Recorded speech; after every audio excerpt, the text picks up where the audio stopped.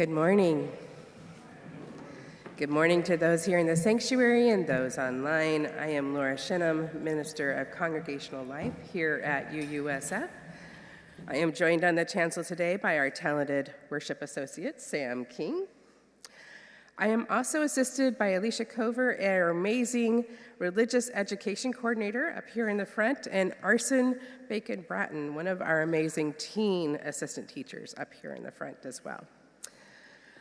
We are grateful to those who work so diligently each week to make our spaces welcoming and beautiful, from our sextons to our flower committee to our greeters and our ushers. We are grateful to our musicians who fill our space with music that soothes our souls and enlightens our spirits.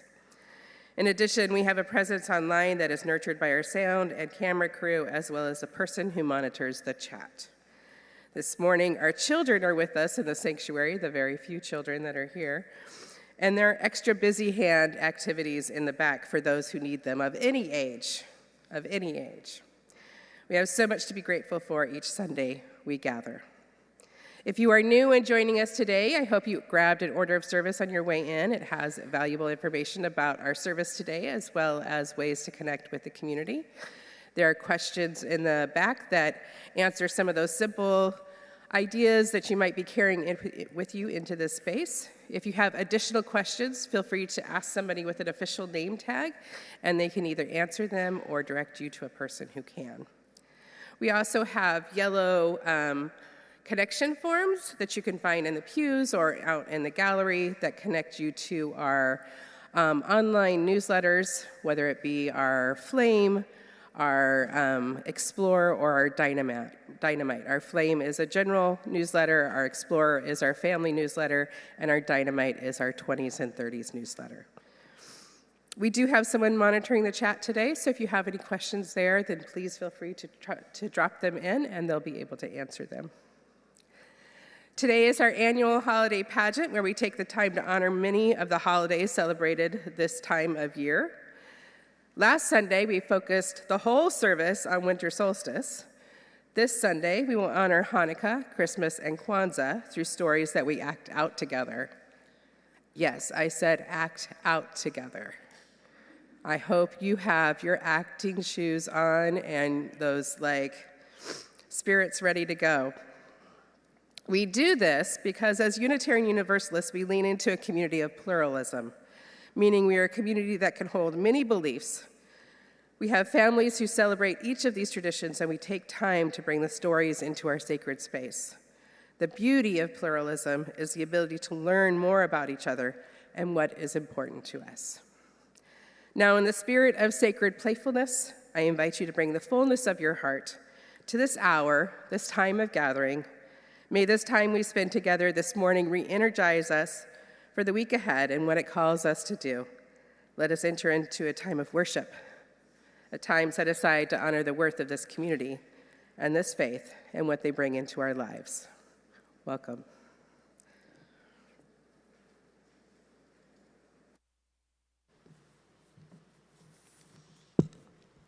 Now let us light our chalice, the symbol of Unitarian Universalism. The words are printed in your order of service. We light this chalice for the light of truth, the warmth of love, and the fire of commitment. We light this symbol of our faith as we gather together. And now, please rise and body your spirit and take out your gray hymnals to sing hymn 347, Gather the Spirit.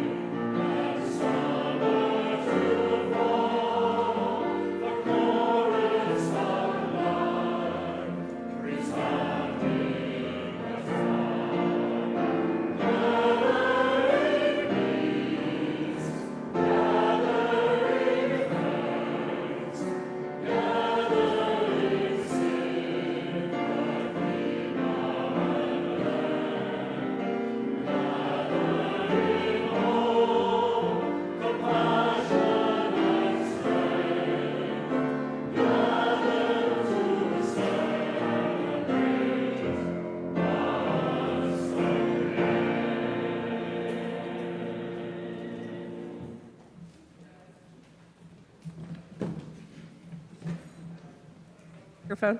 Thank you. Don't sit down. I want to invite you all to greet one another. If you're online, say hello to each other.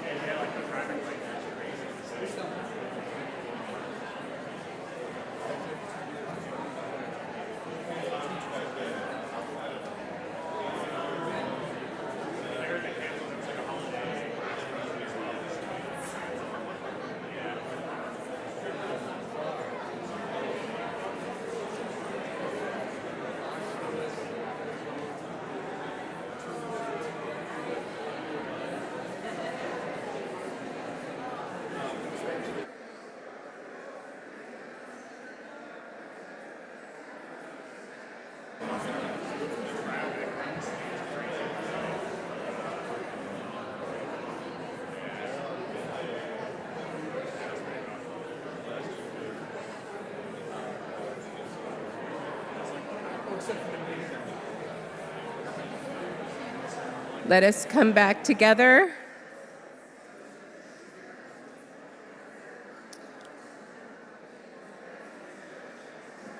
As I mentioned, we're going to need to have some acting skills and the ability to be playful today.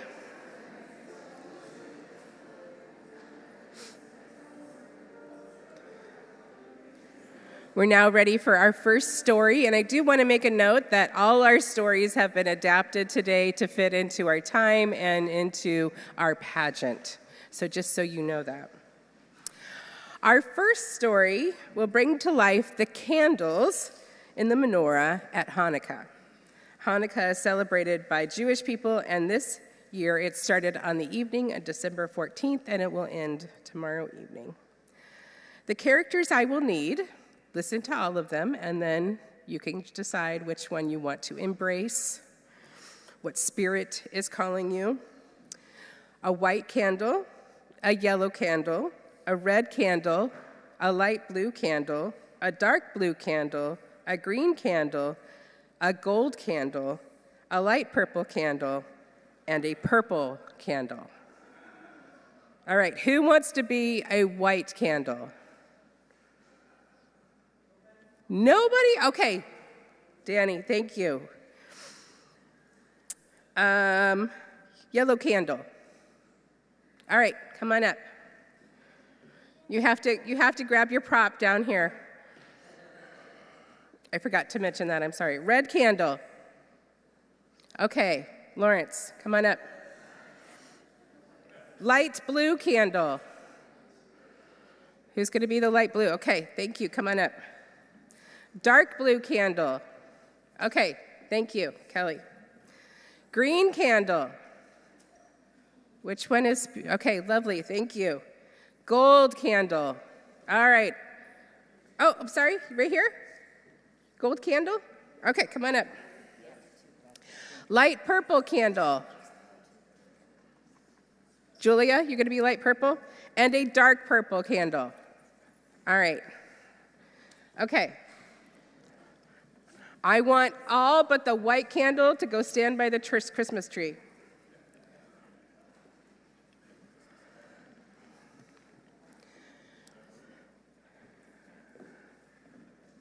And white candle, you kind of have to stand in the center. There you go. All right.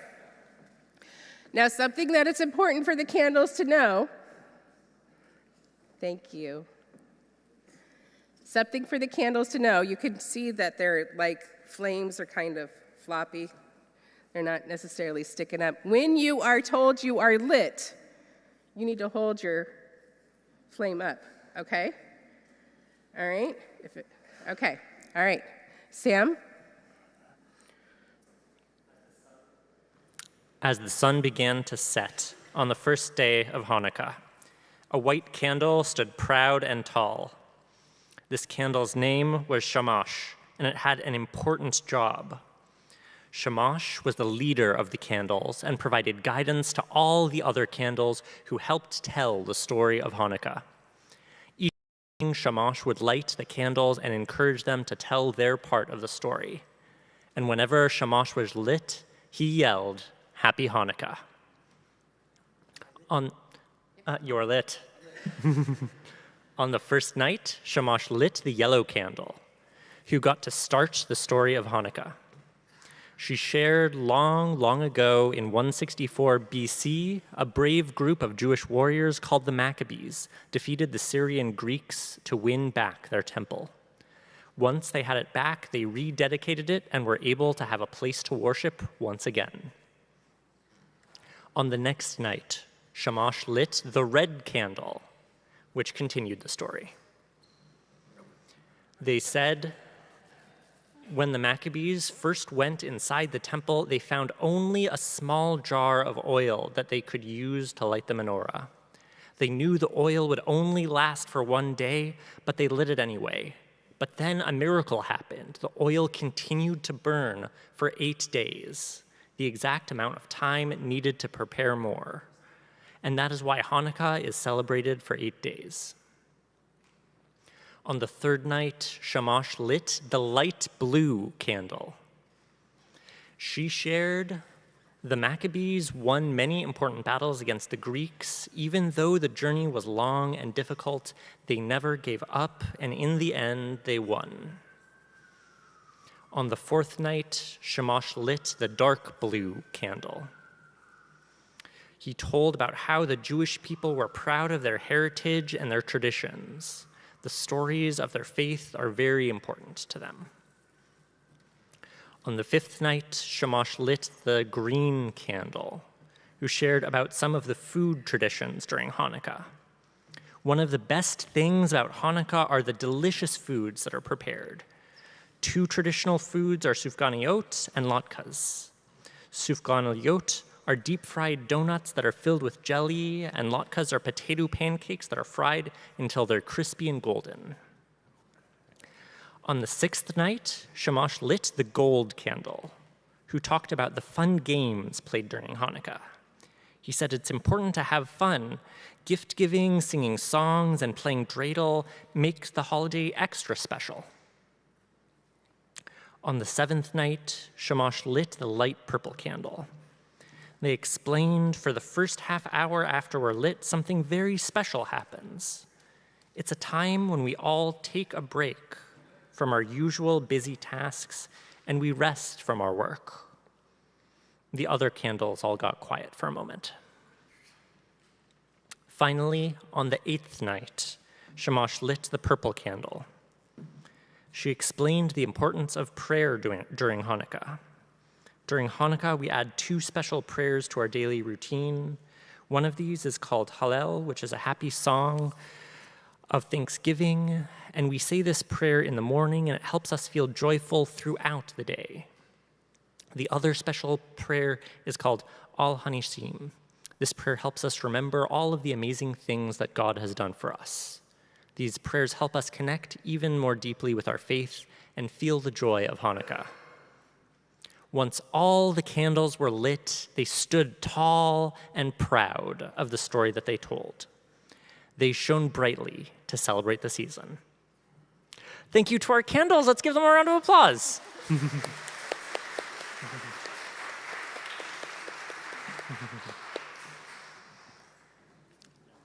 You all can take off your hats now and head back into the congregation. Thank you very much. One of the ways that we acknowledge our faith as Unitarian Universalists is through the promises that we make to each other. Now is the time in our service when we say together our unison covenant. Please rise in body or spirit and say the words with me, and then we will sing our doxology. Love is the spirit of this church, and service is its prayer. This is our great covenant, to dwell together in peace, to seek the truth in freedom, and to help one another.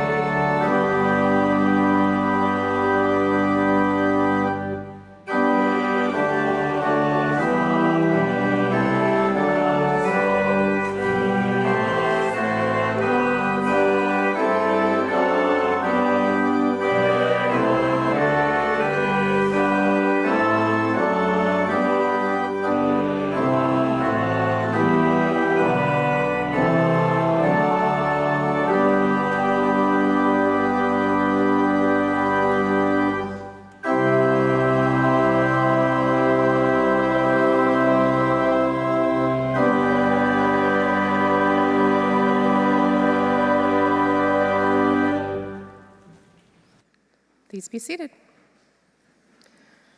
Our offering recipient this morning is the Children's Book Project. It's a local organization. It gives books to children who need them for literacy, learning, and life, and I thought it was appropriate for us encompassing all these stories into our service this morning. Their goal is to create a more socially just world by providing books for free to children from under-resourced communities. Literacy attainment is directly tied to academic achievement and lifetime outcomes, yet children living in economically disadvantaged circumstances do not have the same access to books as their more affluent peers. Children's Book Project is committed to closing the opportunity gap and lifting up our community by raising readers and ultimately paving the way for lifelong learning and literacy. Our offering will now be collected and gratefully received.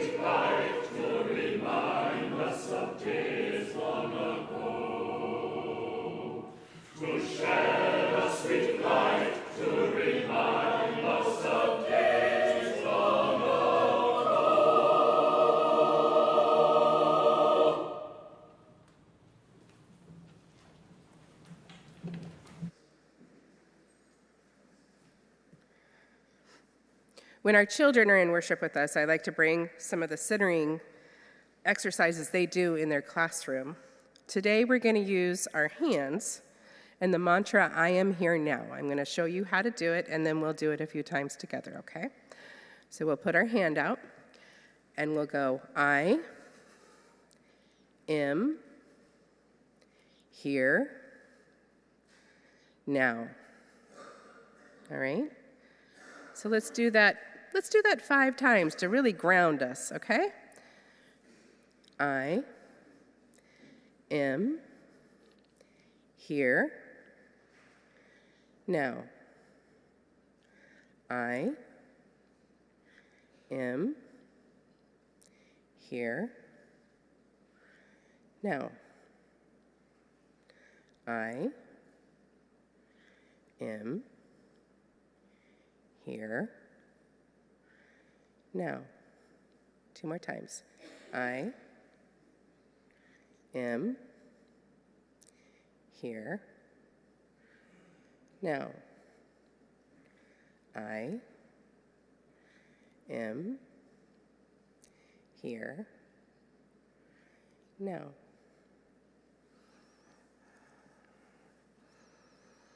Now let us turn to our own still small voice and listen to what it needs at this time in our lives.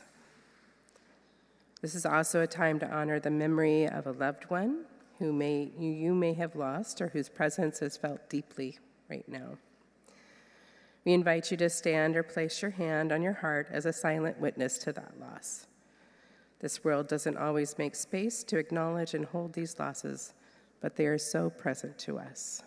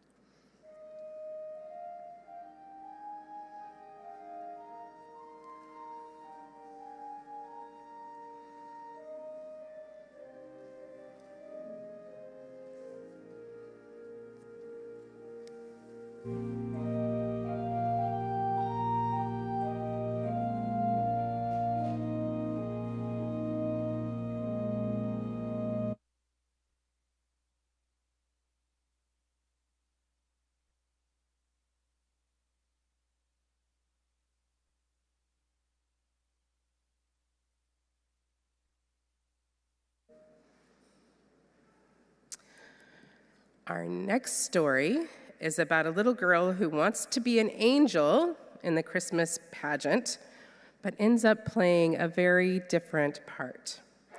So we need the following characters: Isabella, a dad, Mary, Joseph, angels, and barn animals.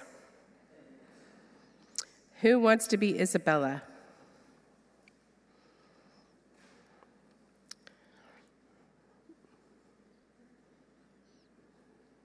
Who wants to be Isabella?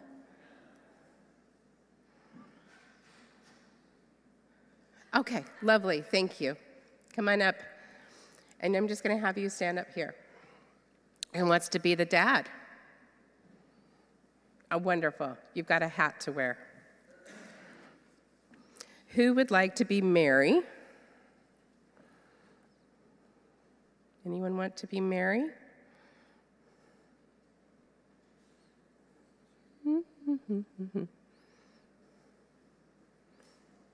We have to have all our characters, so Mary. All you have to do is walk. Okay, thank you. Joseph? Anybody want to be Joseph? See Alicia for your props. Anyone want to be Joseph? Okay, lovely, thank you. I didn't see you waving your hand back there. Who would like to be an angel? Okay, I knew there were people waiting for angels. We have more than one angel if you are interested in being an angel. Okay. And who would like to be some barn animals? Okay, come on up if you want to be barn animals. I knew those were the ones that people were holding out for. Okay, everyone except for Isabella and their dad, go stand by the Christmas tree.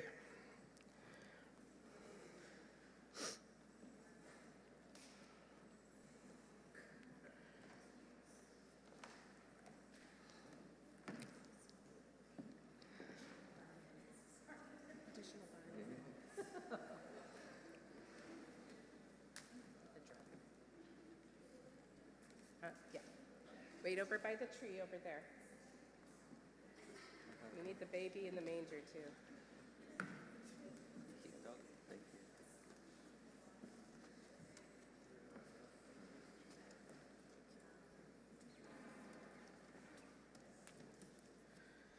All right, I think we have one more barn animal coming. You're the greatest. All right, are we ready? So there's some acting to do here. Listen for when noises need to be happening. Listen for actions to do, okay? I want you to embrace these characters. Once upon a time, there was a little girl named Isabella. She was so excited to try out for the Christmas play. She really wanted to be an angel and tell the story of Jesus' birth. However, instead of an angel, she was assigned the little drummer girl. She had never heard of such a thing. She stomped her feet and cried to her dad. But her dad managed to calm Isabella down and explain how important the little drummer girl was. Then he gave Isabella a brand new drum. Isabella was so excited, she started drumming really loudly. After a while, Isabella got tired, but she was really excited about the Christmas play and her role. Everyone go wait by the Christmas tree now. That evening, it was time for the Christmas play. Isabella waited on the side while Mary and Joseph came forward to the manger.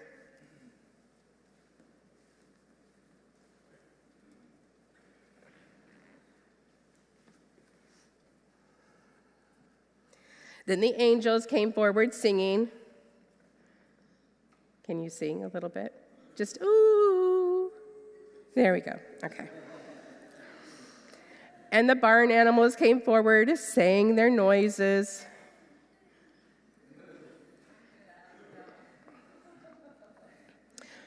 Finally, it was time for Isabella to enter. She came marching towards the manger and played her drum for the baby Jesus with all her heart.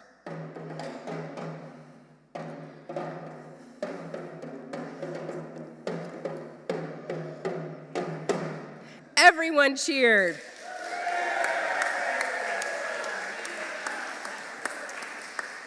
And went home with the ringing of drum in their ears. Thank you. Let's give them a round of applause. You can put your props back down with Alicia and Arson.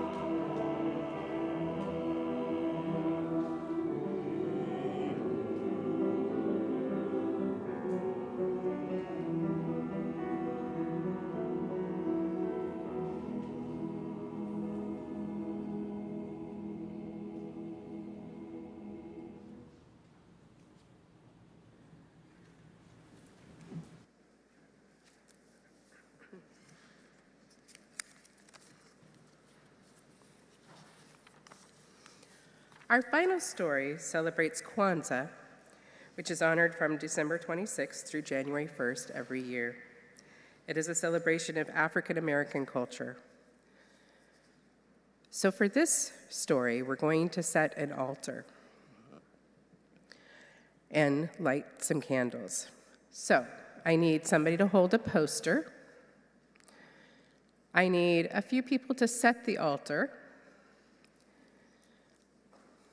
If you want to just come forward, if you have the, there you go. Someone to light the candles. Okay, come on forward. So someone to hold the poster, some people to set the altar, and someone, we're going to actually do it down at the table. Actually, Danielle, perfect. Why don't you stand up front? That would be perfect. We're not yet, not yet. Listen to the story, and then you'll be told when to put them on there. Eager. Okay, let's set our altar.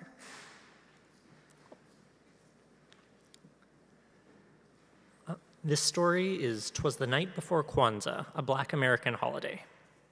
I want to acknowledge that as a white person, I'm not the primary audience of this story, but in the interest of pluralism, I'll read it verbatim, including the word "we." We'll celebrate Black culture, of our people far and near. We'll put up a poster to show. It goes from the day after Christmas through the first of the year. We will set an altar with all the important things. We'll have ears of corn, baskets full of nuts and fruit, all to represent the harvest. We'll have a wooden cup called the Cup of Unity to celebrate our roots. Then we place our kinara. It holds the candles that we light for each night of Kwanzaa. Each day we ask habari gani. It means, what is the news? It's a Swahili greeting. We answer with a Swahili principle that is the theme of each day. On the first day of Kwanzaa, we light the black candle. The principle is umoja. It means unity and reminds us of our community. On the second day, we light a red candle. The principle is kujicha golia. It means self-determination and reminds us to speak up with our own voices, to make our own choices. On the third day, we light a green candle. The principle is ujima. It means responsibility. We remember our families are a team and we help each other out. On the fourth day, we light a red candle. The principle is ujama. It means cooperative economics. We make sure we support our locally Black-owned shops. On the fifth day, we light a green candle. The principle is nia. It means purpose. We lift up our heroes and history to remind us to dream big. On the sixth day, we light a red candle. The principle is kuumba. It means creativity. We have a big feast on this day and celebrate with music and stories. On the seventh and final day, we light a green candle. The principle is imani. It means faith. We talk of our faith and what we believe. This is how Kwanzaa is celebrated and what the important principles are marked with each day. Thank you to our characters. Let's give them a round of applause.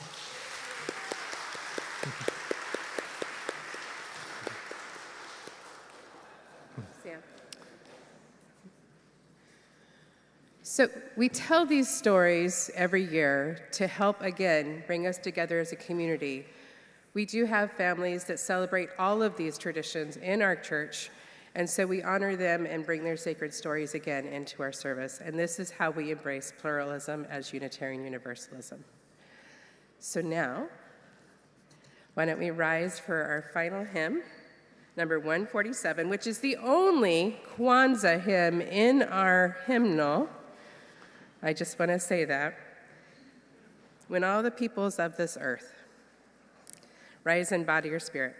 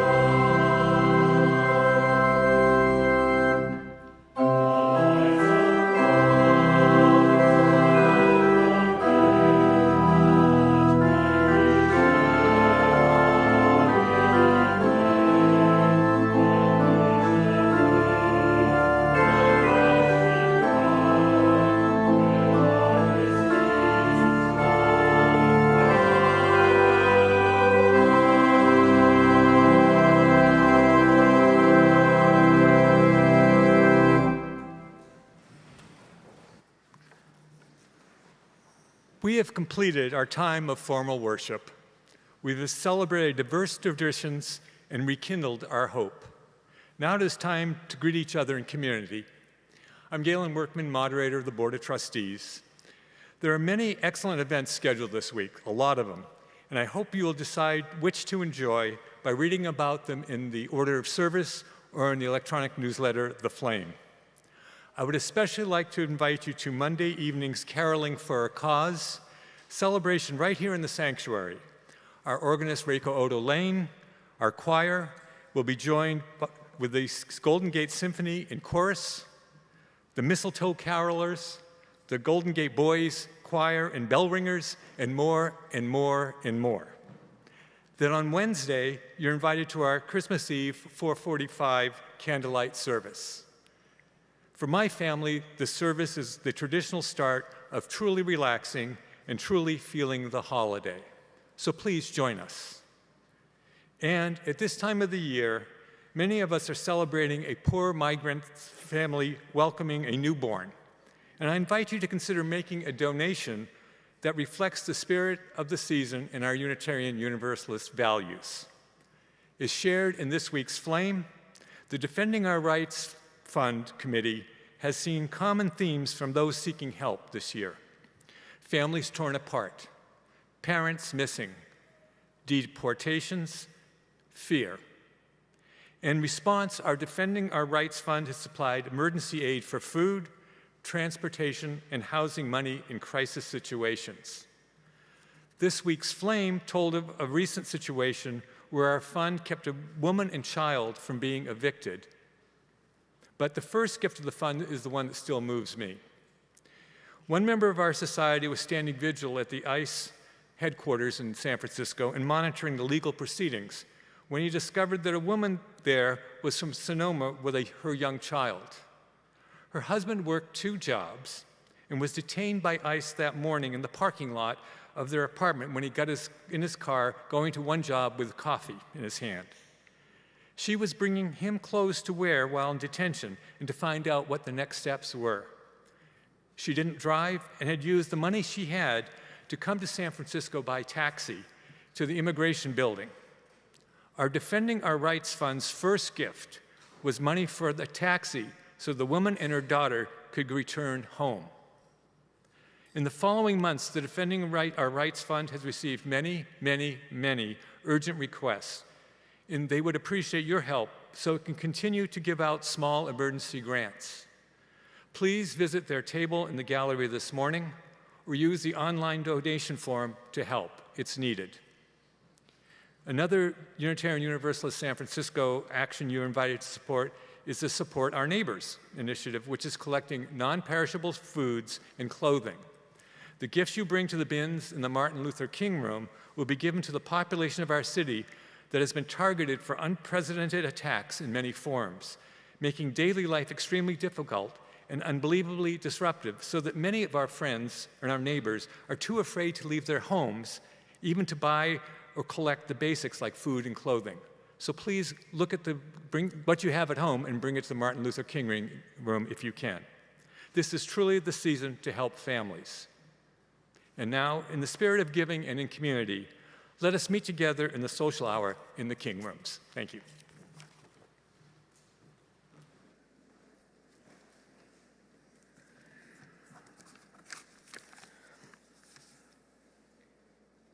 Will you extinguish the chalice first? We now extinguish our chalice and carry the love of this community with us into the week ahead. Ask you to rise and join hands or touch shoulders. I'm going to stay up here. Sam is going to join you down there.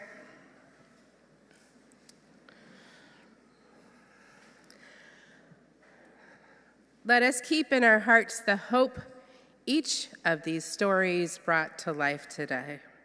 The hope of light, of joy, the hope of community. May it be so. Amen.